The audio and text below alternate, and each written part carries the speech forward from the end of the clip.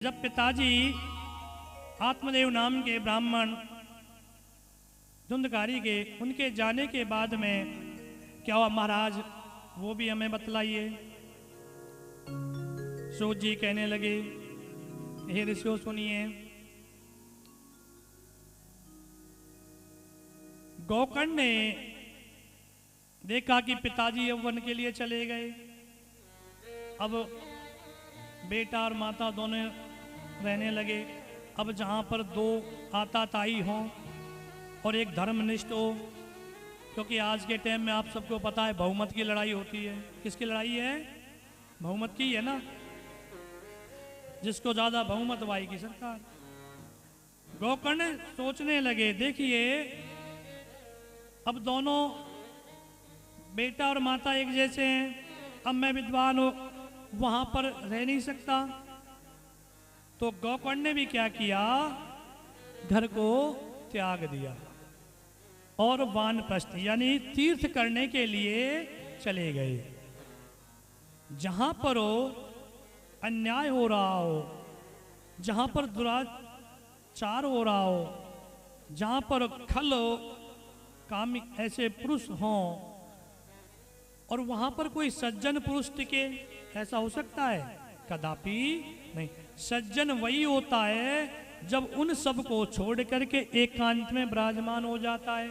बड़ी बड़ी अच्छी कथाएं श्रीमद् भागवत में आपको सुनने को मिलेंगी। इतने विद्वान सज्जनों संत पुरुष रहे, लेकिन उन्होंने भी क्या किया था, अनदेखा कर दिया। और उसका परिणाम क्या होता है अनदेखा करने का?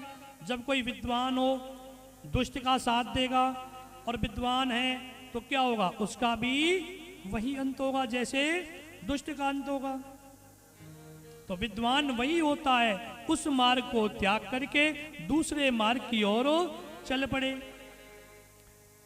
तो गोकर्ण से हमें शिक्षा देखिए, उन्होंने देखा और अपने घर को त्याग दिया और तीर्थ यात्रा करने लगे भगवान की।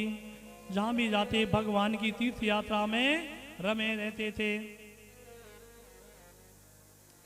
एक दिनों धुंधकारी समझ गया, न तो आज भाई है, पिताजी वन को चले गए, माता अब अकेली है। जिस प्रकार का बीज हम बोते हैं ना, उसी प्रकार के फल की प्राप्ति होती है। अब उन्होंने बीज तो बो दिया, धुंधकारी प्राप्त हुआ तो क्या हुआ, धुंधकारी ने आकर कहा कि माता बताइए कितना धन और तुम्हारे पास है? वो सारा धन मुझे दीजिए, क्योंकि वो तो दुराचार प्रवृत्ति में पड़ा हुआ था। जाता धन को वैश्याओं के ऊपर लुटा दिया करता था, अत्याचार करता था। दान, भोग और नाश, धन की तीन गतियां होती हैं, दान, भोग और नाश। अगर आपके पास में धन है, उपयोगी वस्तुओं को इकट्ठा करो। उपयोगी वस्तु कौन सी? जो हमारे गृहस्थ के लिए उपयोगी वस्तु चाहिए, उसको हमें उपयोग लेने के लिए करना चाहिए। वो भी कौन सी? जो नैतिक। अनैतिक वस्तुओं को कदापि नहीं। जो वास्तविक हो, हमें जरूरत है जिस वस्तु की, उसका उपयोग हमें अवश्य करना चाहिए। आत्मदेव, धुंधकारी और गोकर्ण की जो ये कथा है, इससे हमें यही शिक्षा प्राप्त होती है। विशेष ध्यान दे करके आप सुनेंगे, वास्तविक आपको ज्ञान की प्राप्ति होगी। अब धुंधकारी ने क्या किया, सारा धन अपने पिता का लुटाने लगे। उन्होंने माता से बोला, माता थोड़ा बहुत धन तो रखे। लेकिन जब नहीं माना तो मां को मारने पीटने भी लग गया। ऐसा दुष्ट प्रवृत्ति का था धुंधकारी। अब लगाइए, संस्कार किसने दिए? कोई बाहर का तो देने आया नहीं था धुंधकारी को संस्कार देने वाला। वो संस्कार अपनी माता ने अपने पुत्र को दिए। तो ऐसा कदापि संस्कार हमें हमारे संतान पुत्र आदि को नहीं देना है। ये शिक्षा हमारी माताओं को जब ज्यादा अपने पुत्रों को प्रोत्साहित करेंगी ना, जितना ज्ञान देंगी, वास्तविक ज्ञान देंगी, उनके समझ में अवश्य ही आता है। इसमें कोई संशय ही नहीं है। इसलिए जो भक्ति है ना, हमारी माता बहनों में अधिक होती है। और भक्ति के अनुसार ही ज्ञान संस्कार देना चाहिए। बोलिए जय श्री राधे। अब धुंधकारी ने इस प्रकार से जब ताड़ना देना चालू किया तो धुंधली ने सोचा क्या करें, कोई नहीं है। एक दिन रात्रि के समय में कूपोपातो कृतो रात्रो तेसा निधनम गता। कूपापातो कृतो रात्रो, उन्होंने देखा अब कोई नहीं है। रात्रि के समय में, दिन में तो ये मुझे जाने नहीं देगा, विचार किया रात्रि के समय में बाहर कूप यानी कि कुआं, हमारे गांव में पहले कुआं हुआ करते थे। आज तो पानी बहुत कम गांव में जिनमें पानी है कुआं में रस्सी से पानी खींचते थे। कोई खींचता था आप लोगों में से, किसी ने खींचा है कुआं में से पानी? और पानी खींचते थे और कैसे लेकर के आते थे? जैसे हमने कलश यात्रा निकाली, कल निकाली थी ना कलश यात्रा हमने निकाली, तो कलश यात्रा का तात्पर्य क्या है? किस लिए कलश यात्रा निकाली? हम कूप पे से पानी लेके आते, जो बर्तन कैसा होता है, वो बर्तन पक्का होता है या कच्चा होता है? मिट्टी का पका बर्तन होता है। ये बर्तन तो कच्चा है लेकिन क्या मिट्टी का पका हुआ बर्तन है।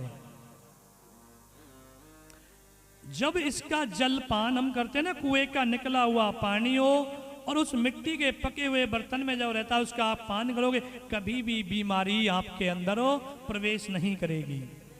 ये पक्की बात है। और अगर आप जितने ये बर्तनों में पानी पीते ना, उतने ही हमारे दर्द होने लग जाता है। आज हम कल देख भी रहे थे, कुछ माता बहनों ने गोद में भी लेकर रखा था कलश को। कलश में कितना वजन था? मात्र 400 ग्राम 500 ग्राम का कलश का वजन, 1-1.5 घंटे उसके अंदर पानी था। पहले ये कलश तो छोटा है, इससे बड़ा कलश, उसके नीचे और बड़ा कलश, जिसे मटकी देसी भाषा में कहते हैं, मटकी के ऊपर चरी बोल लो या बड़ा कलश गड़वा बोल लो, उनको लेकर के आया करते थे और दोनों हाथों को हिलाते और सीधे चल करके आते थे। ये हमारी भारतीय संस्कृति थी जो धीरे धीरे लुप्त हो रही है। वही जल था, उस जल से कभी हमारे आजकल घुटनों में दर्द क्यों होता है पता है आपको? ज्यादातर घुटनों में दर्द क्यों होता है? सबसे ज्यादा बैठते हैं, चलना फिरना होता नहीं है। जितना जैसा आहार लेंगे उसी प्रकार की हमारे शरीरों में बीमारियां प्रवेश करती है। इसलिए उन्होंने क्या किया? कूपो पातम कतो रात्रो, रात्रि के समय में जाकर के धुंधली ने कुएं में छलांग लगाई और प्राणों को त्याग दिया। इस प्रकार से उनके जाने के बाद में अब तो धुंधकारी का राजपाट सारा की सारा अपना ही हो गया। कहते ना, आगे नाथन पीछे जेवड़ो, कि कहते हैं कि इसके न तो नाथ न जेवड़ो, अब तो अकेलो जो मर्जी भैया ये करतो रहे, जो मर्जी करता रहे। सारी संपत्ति धुंधकारी की हो गई। अब उन्होंने क्या किया? धीरे धीरे समय व्यतीत होने लगा और 5 पत्नियों से विवाह कर लिया। कितनी पत्नियों से किया? 5 पत्नियों से, अर्थात तो 5 वैश्याओं से उसने विवाह किया। इतना दुराचारी था। कर्मेंद्रियां जिन्हें हमें बोलते हैं, 5 पत्नियों से विवाह किया, वो जकड़ में आया। ये 5 पत्नियां कोई और नहीं है, ये हमारे ही कर्मेंद्रियां, जो हम कर्म करते हैं, हाथ पैर नाक आंख कान। जैसे आप हाथों को लगाओगे धर्म कार्य की ओर, अपने हाथों को बढ़ाओगे, धर्म कार्य बढ़ेगा। पाप कर्म की ओर लेके जाओगे तो वही हाथ पाप के लिए उठेगा। वही नेत्र अगर सुदृढ़ हैं, अच्छे दर्शन करने के लिए अगर हम जाएंगे ना, तो नेत्र अच्छे दर्शन करेंगे, और वहीं गलत दृष्टि डालेंगे तो नेत्र भी वहीं चले जाएंगे। ऐसे 5 कर्मेंद्रियों के बस में हो गया कौन? धुंधकारी। यही कथा है, वास्तविकता ज्ञान है। 5 की जब वैश्याएं जिसके घर में हो, उनके अधीन हो गया धुंधकारी, और वो रोज कहने लगे कि आज हमें खाने के लिए ये चाहिए, कल वो चाहिए, परसों वो चाहिए, या फिर वो आभूषण हमें चाहिए। अब धुंधकारी बड़ा परेशान होने लगा। अब जैसे कभी कभार हमारा आपका भी मन कर जाता है कि आज तो हमारे घर में ये माल पानी बनना चाहिए, करता होगा नहीं करता होगा, सभी का करता होगा ना। रसोइयाँ बनाते हैं तो ये करते हैं आज चलो आज ये माल पानी बना लेते हैं, आज वो बना लेते हैं, परसों वो देख लेंगे, या फिर आज सब्जी सही नहीं बनी कल अच्छी सब्जी बना लेते हैं। उसी प्रकार से पांचों वैश्याओं ने घेरा, अपने कर्मेंद्रियों के वशीभूत हुआ धुंधकारी। अब धन धीरे धीरे नष्ट होने लगा, तो उन्होंने कहा कि जाइए हमें धन लेकर के आइए। अब जो जिससे ज्यादा मोह करता है ना, उतना ही ज्यादा शोक की लहरों में गड़ता है। जितना ज्यादा आप प्रेम किसी वस्तु से करोगे, उतनी ही वो वस्तु आपके लिए दुखदाई बन जाती है। वास्तविक है, प्रमाणित है। जितना ज्यादा प्रेम करोगे किसी एक वस्तु से, उतनी वो दुखदाई आपके लिए हो जाती है। धुंधकारी उसी प्रकार से इतना प्रेम करने लगा भगवान को, तो छोड़ो माता पिता को भी उसने त्याग दिया। तो उन्होंने कहा कि हमें बड़ा आभूषण चाहिए आज, तो धुंधकारी चोरी करने लगा। चोरी करते करते एक दिन उसने बड़ा सारा खजाना लूट लिया और ले जाकर के अपनी पत्नियों को दे दिया। उन्होंने सोचा आज तो देखिए हमारे पति देव कितना सारा माल लेकर के आ गए, बड़े ही प्रसन्न हुई। उसी दिन राज्य में राजा के सिपाहियों ने ढूंढारा पिटवाया कि किसी ने राजा के धन को चुरा लिया है। अब उन वैश्याओं ने सोचा कि पता नहीं हमारा पति ने ये धन चुरा लिया है, हो सकता है राजा के सिपाही आए।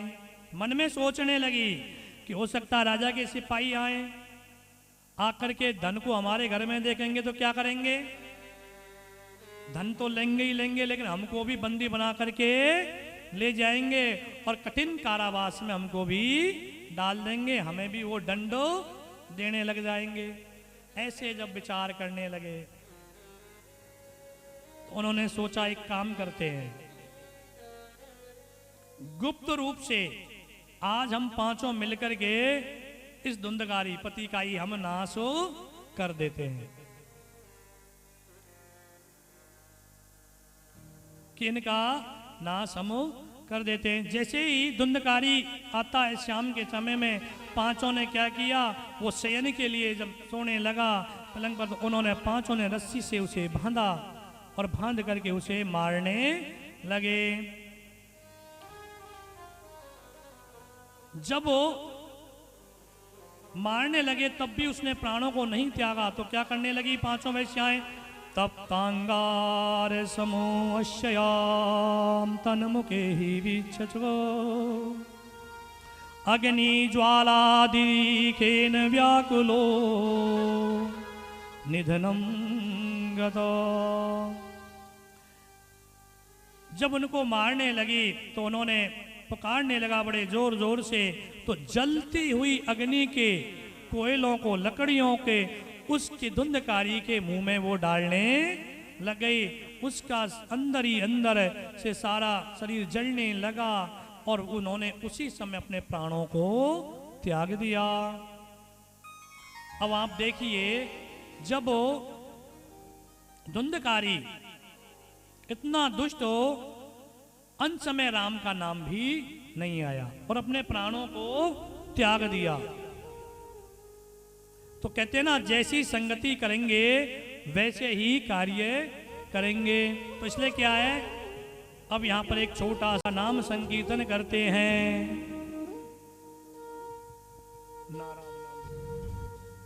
ना राम नाम लीना ओ तूने भरी जवानी में, और तू डूब के मर जा रे चुल्लू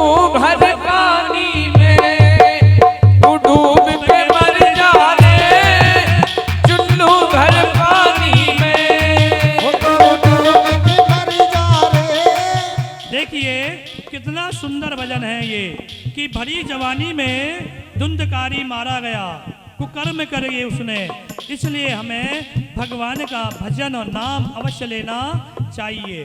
ठीक है ना? ना राम खड़े होकर के नाम नृत्य करें, तालियां बजाएं। लीना, ना प्रभु नाम लीना। महाराज जी के कहने से कोई एक भी भक्त ऐसा नहीं है कम से कम ताली तो बजा रहे। ऐसे यहाँ पर कोई आप प्रसाद खाने ऐसा है, हमें धुंधकारी धुंधली नहीं बनना है, खड़े होकर के नृत्य करना है। भगवान का दरबार है ये, क्योंकि ताली बजाने से क्या होता है, हमारे पाप नष्ट होते हैं, बताते हैं ना। लेकिन ताली बजाने से हमारे हृदय की जो गति होती है ना, वो भी सही चलती रहती है। इसलिए ताली धुंधकारी बजाना का उद्धार, धुंधकारी का उद्धार सिर्फ एक भजन कथा सुनने से हो गया। गौकर्ण ने जो कथा सुनाई उससे धुंधकारी का उद्धार हो गया। अरे आप तो भगवान के चरणों में कथा भी सुन रहे हो, ताली भी बजा रहे हो, भजन भी सुन रहे हो, तुम्हारा तो उद्धार ऐसे हो गया। ताली बजाने की क्या जरूरत है? जो भी माता है, हमारे भाई लोग हैं, जितने भी दादा बाबा जो भी हमारे यहाँ में विद्यमान है, जितने भी विराजमान है, ये बात हमारी ये बहन जी है ना, हाँ, ऐसे भक्तों के लिए एक बार जोरदार तालियां बजाओ। पर बैठे बैठे नाचने से काम नहीं चलता।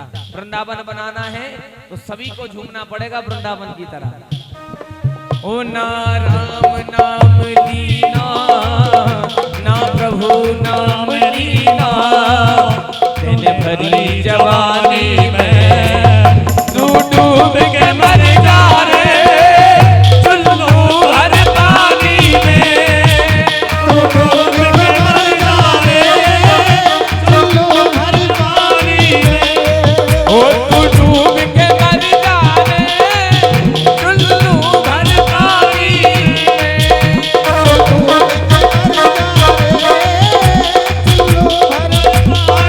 जय जय।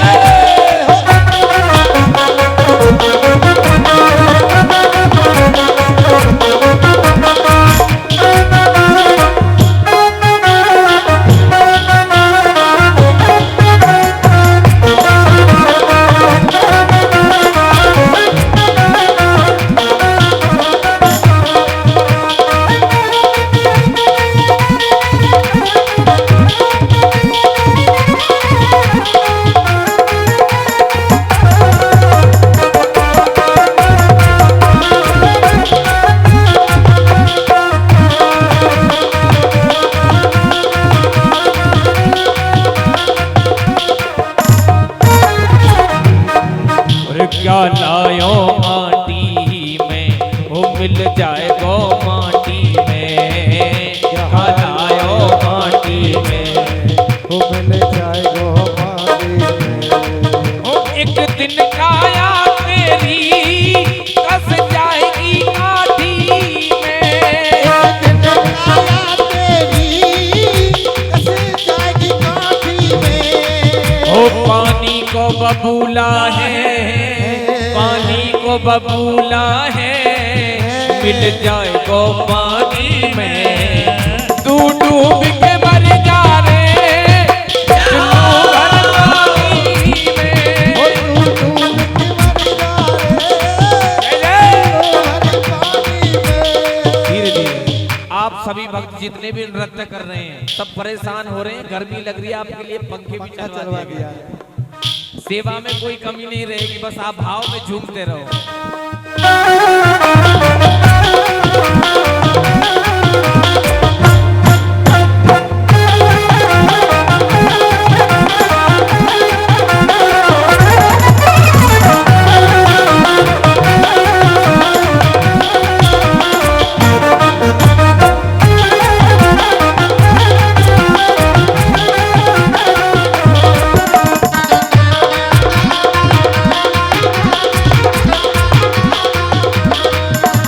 क्यों करता मेरा मेरा, ओ यहाँ कुछ भी नहीं है तेरा। क्यों करता मेरा मेरा, यहाँ कुछ भी नहीं है तेरा। एक दिन होगा भैया तेरा मरघट में डेरा। एक दिन होगा भैया तेरा मरघट में डेरा। वो कुछ कमाए नहीं पायो, कुछ कमाए नहीं पायो, ऐसी जिंदगानी में तू तू डूब के मर जा रे चुल्लू भर पानी में। ओ तू डूब के मर जा रे चुल्लू भर पानी में।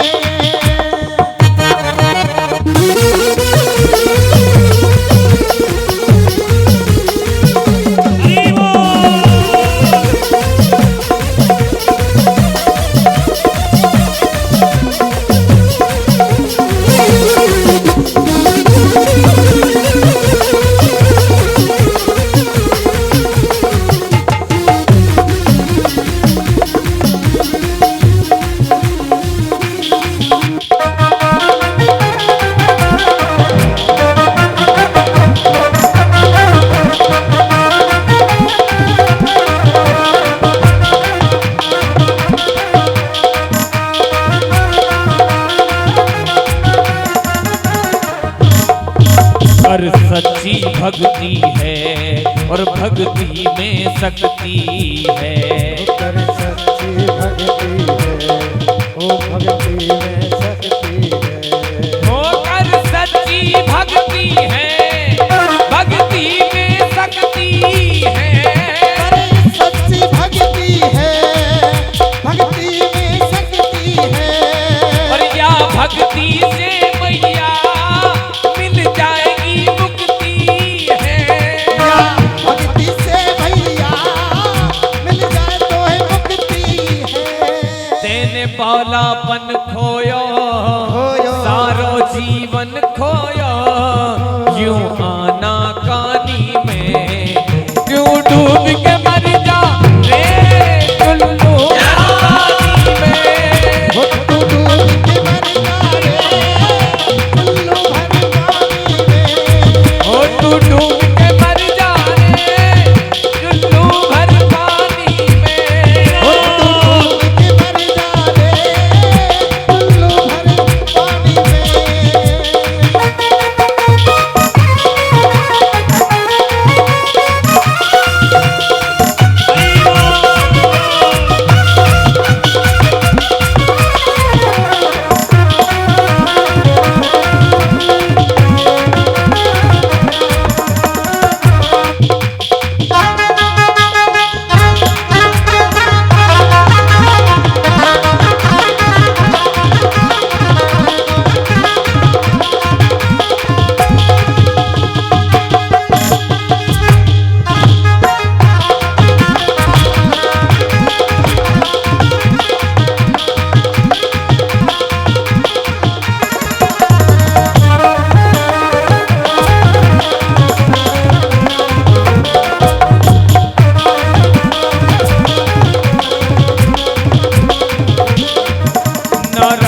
नाम लीना ना प्रभु नाम लीना तेने भरी जवानी में।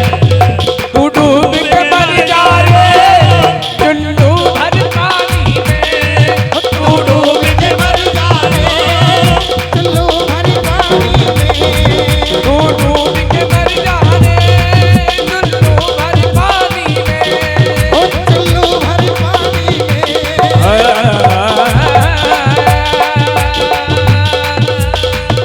चुल्लू भर पानी में।